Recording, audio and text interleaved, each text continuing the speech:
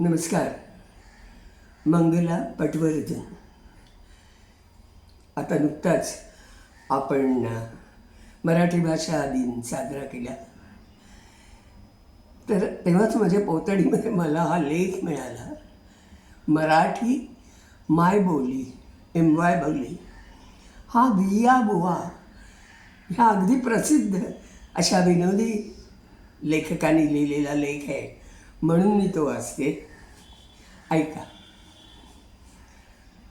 स्वातंत्र्यपूर्व काळात आपण मराठी असे आमची मायबोली असं म्हणत होतो. ज्ञानेश्वर म्हणायचे, माझा मराठाची बोलू कौतुके परी अमृताते पैजा जिंके. एकनाथ म्हणायचे, वाचे मराठी बोल परी अमृताते करीती बोल. माधव जिलेन म्हणत होतास तेव्हा म्हणायचे की मराठी असे आमुची मायबोली जरी आज ती राजभाषा नसे. पण हल्ली मात्र मराठी नसे आमुची मायबोली जरी आज ती राजभाषा असे, अशी स्थिती झाली आहे. आणि हे विवाबुवा कधीच सांगतात बघा, 2005 सालचं. आणि आज आता आपण 20 वर्षांनी 21 वर्षांनी 2026मध्ये आहोत. तर पुढे ऐकूया ते लिहित आहेत. आपण पिढ्यानपिढ्या मराठीला मायबोली असं प्रेमाने म्हणत होतो. हल्ली हे उच्चार तोच आहे, पण लेखन मात्र MY बोली असं आहे. आपण मुद्दाम लावून घेतलेल्या इंग्लिशचा प्रभाव.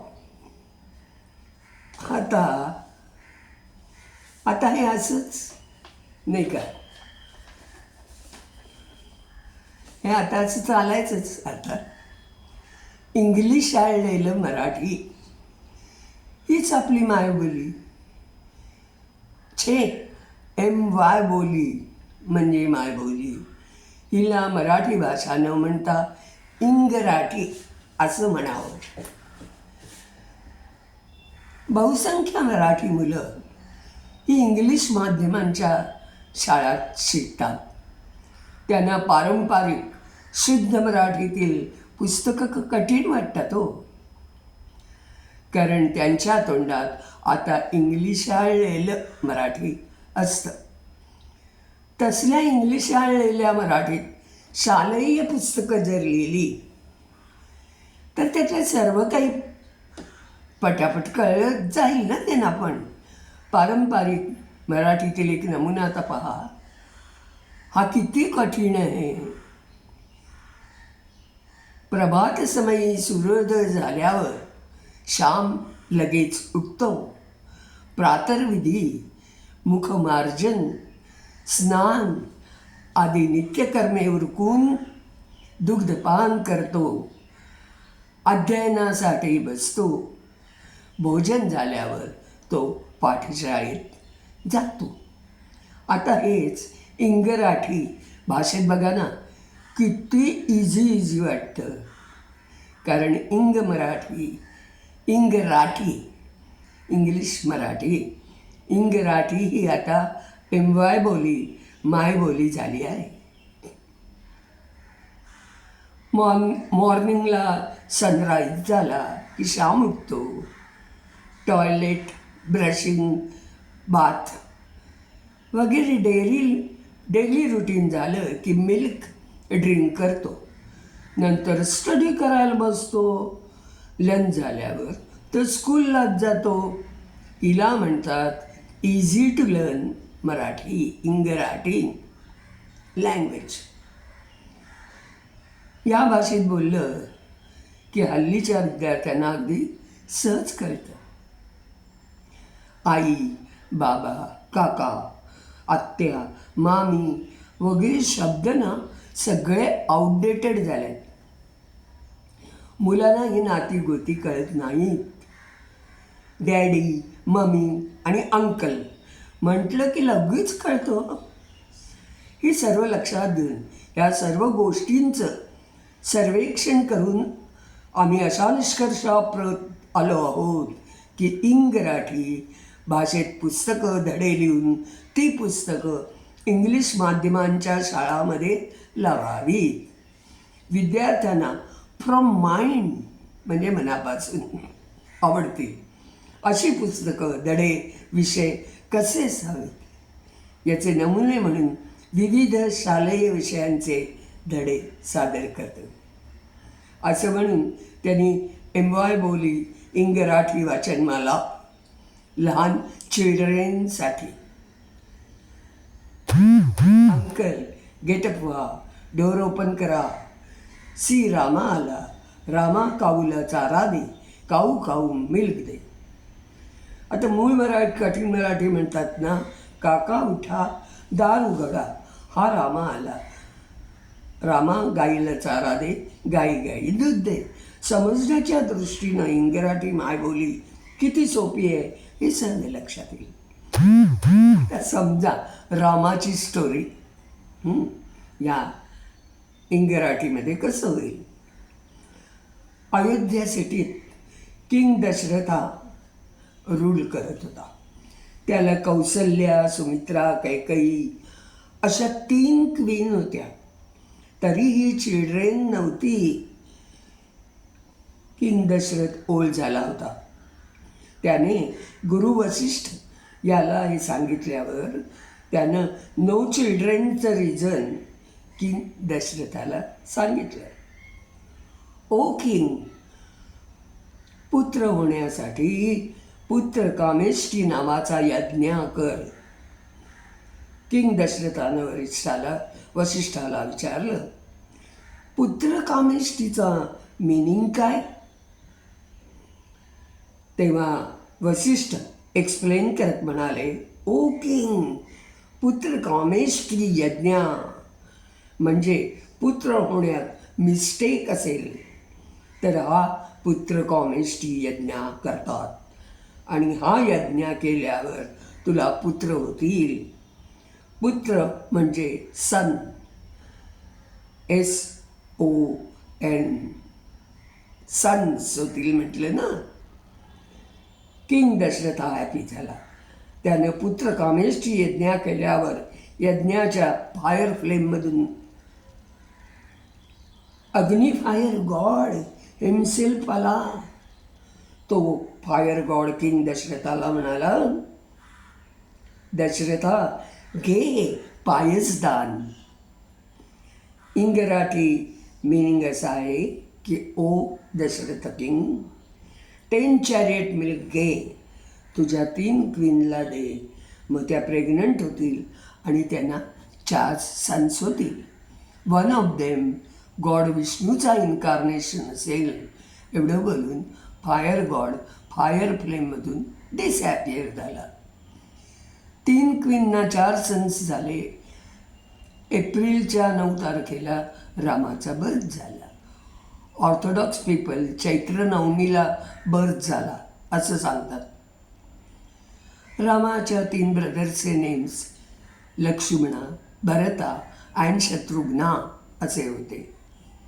यंग झाल्यावर रामानं शिवबोव ब्रेक केलं, शिवधनुष्य शिवबोव ब्रेक केलं आणि कॉन्टेस्ट विन केली. सीतेनं रामाच्या नेकवर फ्लॉवर गार्लँड घातली. नंतर रामा अँड सीता यांचं मॅरेज झालं. नंतर मग रामा आणि सीता आणि लक्ष्मणा फॉरेस्टमध्ये 14 इयर्स राहिले. रामा अँड रावणा यांच्यात सॉलिड फायटिंग झाली. द किंग ऑफ लंका यानं सीतेला कॉटेजमधून किडनॅप केलं. त्यामुळे सॉलिड फायटिंग झाली. रामानं रावणाला किल केलं. अयोध्येला परत आल्यावर त्याने किंगडम ऑफ रामा म्हणजे रामराज्य सुरू केलं. पीपल हॅपी झाले. अशी ही रामाची स्टोरी ही इंग्रजीमध्ये अशी होईल. खरं आहे, फॅक्ट आहे ती. आता प्युअर मराठी पोएट्री या नावाखाली शीर्षकाखाली मराठी पोएट्री फार हाय स्टँडर्ड आहे. सेंट नॉलेजेश्वर म्हणजे ज्ञानेश्वर. ते म्हणतात, नाव युनिव्हर्से देवे, प्लीज व्हावे या वाग्यज्ञे, बी प्लीज्ड अँड गिव्ह माते पसाय दान. सेंट तुकाराम सेज, ब्युटिफुल आहे ध्यान, उभे ऑन द ब्रिक, कर ऑन द वेस्ट ठेवून या. तुळसी गार्लंड गळा, कॉसी येलो अंबर, आवडी फॉर एव्हर हेची आयडॉल. तसं एक रेन गीत या नावाखाली कविता येईल. कमान कमान पावसा, आय विल गिव्ह यू पैसा, पैसा बिकेम खोटा आणि रेन केम मोठा, अशी ती कविता असेल. अशा प्रकारे त्यांनी सुचवलं की इंग्रजीमध्ये कशा घ्याव्या. अशा हिंदी, मराठी, हिंदी नव्हे, हिंदी असेल, हिस्ट्री, जॉग्रफी सगळ्याच्या किंवा म्हणी कशा असतील वगैरे वगैरे. म्हणजे शासन, लाखांनी खप असलेली मराठी वर्तमानपत्र, राजकारणी मंडळी, शिकलेली माणसं, एकंदर पब्लिक आणि इंग्लिश माध्यमाच्या शाळा यांनी मनमंगल मराठी मातृभाषेची फार ऐसी की तैसी करून टाकली. प्रतिष्ठित वर्तमानपत्र दररोज कित्येक बातम्यांची शीर्षकं, सदरांची शीर्षकं ही मूळची इंग्लिश, संक्षिप्त रूप वगैरे सर्रास मोठ्या ठाशात छापून शुद्ध मराठीचं भाषेमध्ये इंग्लिश हिंदीची भेसळ करून नवीन इंग्रजी भाषा म्हणजे इंग्लिश मराठीचं संकरित रूप तयार होत आहे. अजूनही तेच आहे. या इंग्रजी भाषेतील शालेय पुस्तक कशी असतील याचीही काल्पनिक झलक आहे. कुणी सांगावं, उद्या मराठीप्रमाणे ई मराठी भाषेला अधिकृत भाषेचा सुद्धा दर्जा मिळेल. कारण इंग्रजी भाषिकांची फार मोठी वोट बँक आहे. पूर्व परिचय असावा म्हणून हा खटाटोप केला आहे असं म्हणतात. तर बघा ना, म्हणजे आता 21 वर्षांनी आहे फरक आहे, नाही म्हणत नाही मी की नक्कीच काही काही सुधारणा आहे. परवाचा 16 पाहून तर वाटलं की खूपच आपण सुधारतोय. तुम्हाला माहिती आहे का, वि वा शिरवाडकर म्हणजे ज्ञानपीठ विजेते कुसुमाग्रज यांचा जन्मदिन तो 27 फेब्रुवारीला येतो. आणि तोच मराठी भाषा दिन म्हणजे मातृभाषा दिवस, माय मराठी राजभाषा दिनाच्या हार्दिक शुभेच्छा आपण परवा एकमेकांना दिल्या. तर म्हणून वि वा शिरवाडकरांची एक अर्थपूर्ण कविता वाचून त्यांना नम्र अभिवादन करावं असं मनात आलं. त्यांनी एक सुंदर कविता ज्याचं शीर्षक आहे देव. देव मानावा का मानू नये या भानगडीत मी पडत नाही. आपल्या मान्यते वाचून देवाचं काही अडत नाही. ज्यानं देव हवा आहे त्यांच्यासाठी तो श्वास आहे. ज्यानं देव नको आहे त्यांच्यासाठी तो भास आहे. आस्तिक नास्तिक वादात मी कधीच पडत नाही. आपल्या मान्यते वाचून देवाचं काही अडत नाही. हार घेऊन रांगेत कधी मी उभा राहत नाही. पाव किलो पेढ्याची लाच मी देवाला कधी देत नाही. जो देतो भरभरून जगाला त्याला मी कधी देत नाही. आपल्या मान्यते वाचून देवाचं काहीही जे होणारच आहे ते कधी टळत नाही. खाटल्यावर बसून कोणताच हरी पावत नाही, म्हणून मी कधी देवास वेठीत धरलं नाही. आपल्या मान्यते वाचून देवाचं काही अडत नाही. देव देवळात कधीच नसतो. तो शेतात राबत असतो, तो सीमेवर लढत असतो, तो कधी आनंदवनात असतो, कधी हेमलकसात असतो.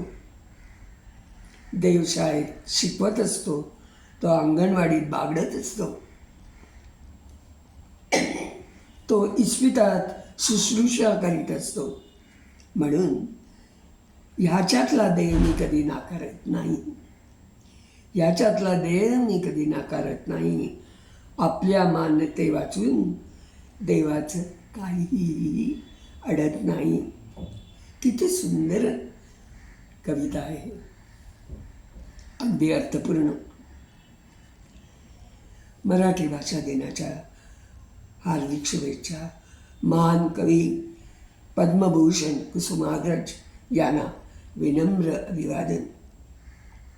एका आंतरराष्ट्रीय संस्थेनं अंतराळातील एका ताऱ्याला कुसुमाग्रज तारा असं नाव दिलं आहे. लाभले आम्हास भाग्य बोलतो मराठी, झालो खरेच धन्य ऐकतो मराठी.